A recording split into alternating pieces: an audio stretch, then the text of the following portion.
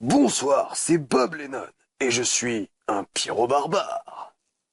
Monsieur Oversoul, vous êtes en état d'arrestation pour usurpation d'identité. Zut, j'ai dit zut. euh, bon, attendez, on reprend. Yo, bande de ragondins arc-en-ciel.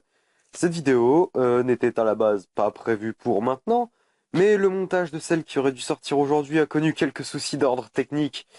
Fort heureusement, pour parer à toute éventualité, je dispose d'une importante réserve de sujets à traiter. Enculé de sujet. Voilà, c'est fait. Donc, comme le titre l'indique, nous allons constater ensemble les méfaits de la VF. Avant toute chose, je suis un grand défenseur de la version française, car même si les traductions ne sont pas toujours à la hauteur, comme pour Dragon Ball par exemple, les voix sont souvent très bien choisies.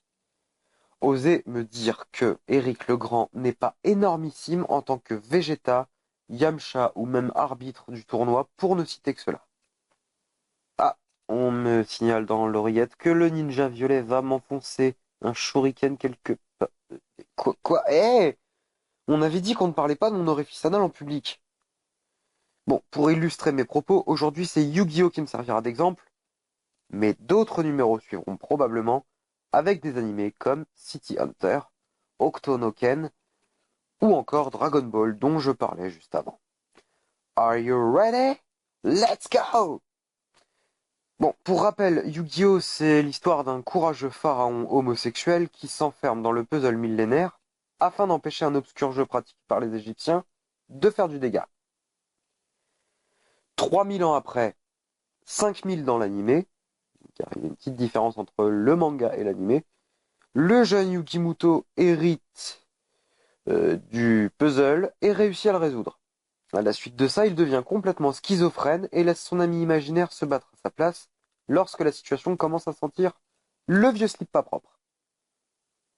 Mais nous ne sommes pas là pour parler en profondeur de l'histoire de ce manga et en particulier la relation ambiguë et presque consanguine entre Seto Kaiba et son frère hermaphrodite. Donc, maintenant, le principal défaut de la VF est d'avoir hérité des noms de la version américaine brillamment massacrée par 4Kids. C'est de l'art. Si ce n'était pas aussi grave, j'aurais presque envie d'applaudir avec les pieds et les mains. Commençons par le grand-père de Yugi, Sugoroku Muto, renommé chez nous Salomon Muto. Non mais Salomon quoi. Comment Salomon, vous êtes juif? Le meilleur ami de Yugi porte un nom aussi classe que Katsuya Junoichi. Mais en dehors du Japon, le doublage a préféré Joey Wheeler. Moi, quand on me dit Joey, je pense plutôt à... Ouais, bien sûr, aucun problème. Je comprends votre désir, vous voulez vérifier que... Enfin, vous assurer que je n'ai pas d'horribles cicatrices ni de tatouages, ne soyez pas inquiets. Sachez que je n'ai rien à cacher. Et voilà, vous voyez tout. C'est moi. Et l'ensemble est 100% naturel.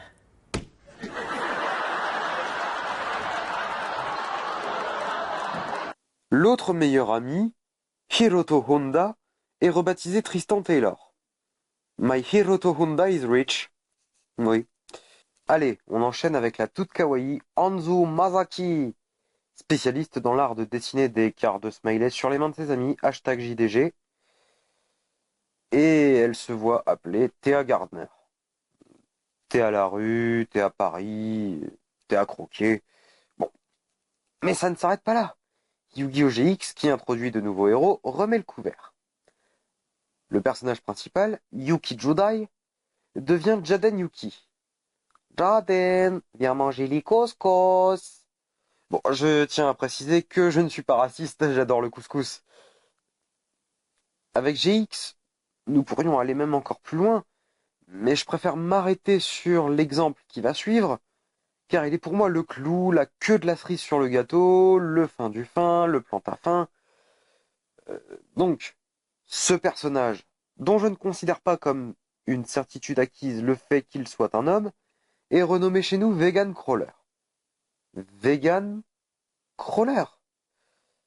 Alors que dans la version originale, ce sympathique monsieur s'appelle, tenez-vous bien, Chronos de Médicis. Non mais Chronos de Médicis, quoi. Son nom crache du feu. Moi qui ne veux que des filles, si parmi mes futurs enfants il y a malgré tout un petit garçon, je l'appellerai Chronos de Médicis. Voilà, voilà, le koala. C'est la fin de cette vidéo. Merci de l'avoir regardée.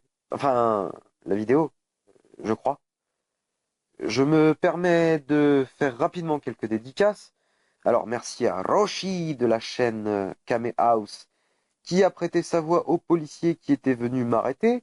Et je tiens aussi à saluer Kenza, le camarade Lukaski, Steven, Lisa, Roumen, Cricket et Andrea M qui se reconnaîtront, j'espère. Bon, allez, j'ai suffisamment raconté de sottises. Je vous dis à très vite.